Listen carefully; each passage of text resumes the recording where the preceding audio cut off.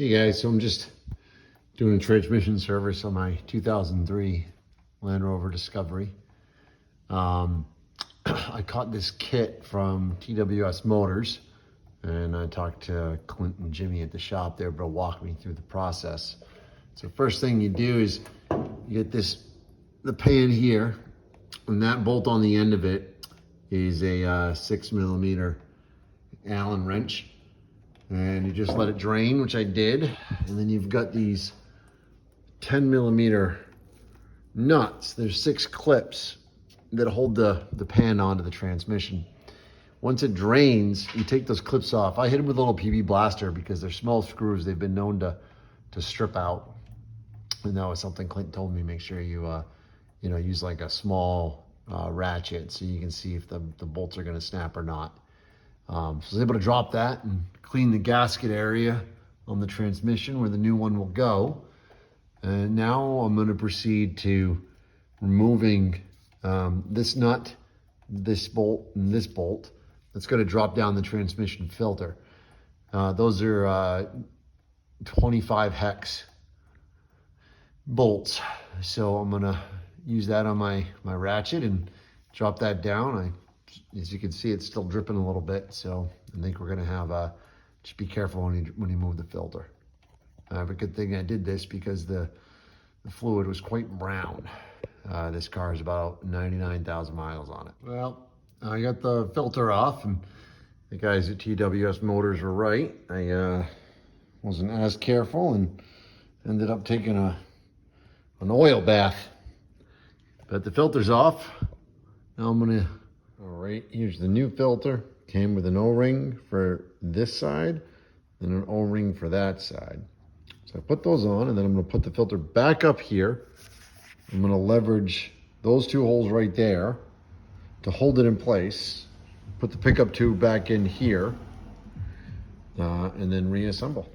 All right, I got the pan off the transmission. I got the filter back in. As you can see, I got the 2 bolts back, the 25.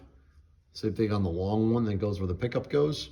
And you just really want to snug those up, and then, probably 1/8 quarter of a turn on the ratchet. Now I'm gonna work on this pan. So I'm gonna clean the pan out. The old gasket we're obviously not gonna use. There is a magnet in here. You can just pick it up with your hand.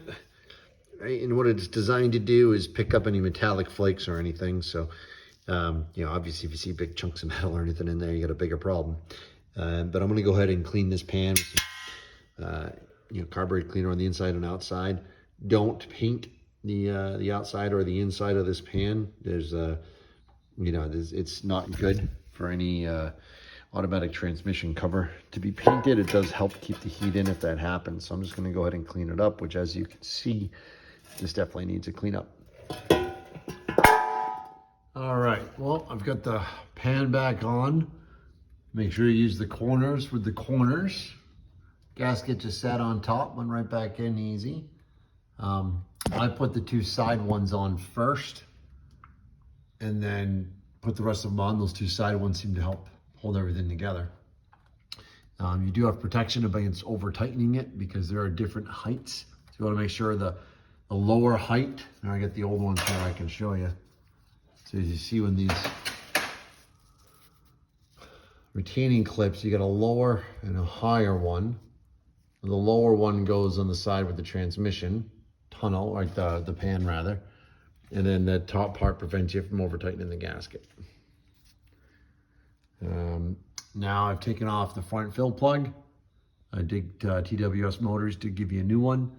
So I just discarded it. I'm gonna wipe it down, and I'm gonna use a little siphon pump to get the fluid back in. I'm gonna do about 2 quarts right now. And then I'm gonna start the vehicle, put the e-brake on, put it in drive, run it through the different gears, put it back in park, lift it back up, and keep filling it until I get a couple drops a second, maybe 1 drop a second out of there. Okay, so I used this little suction pump, which you can get at any AutoZone for 10 bucks.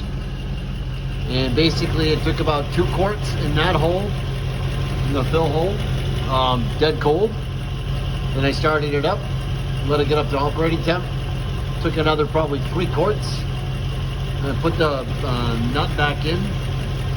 Lowered the car, put on the e-brake, put it in reverse, neutral, drive, 3, 2, 1, and reverse the order. Lifted it back up, took that out, and I was able to get another half a quart in there or so.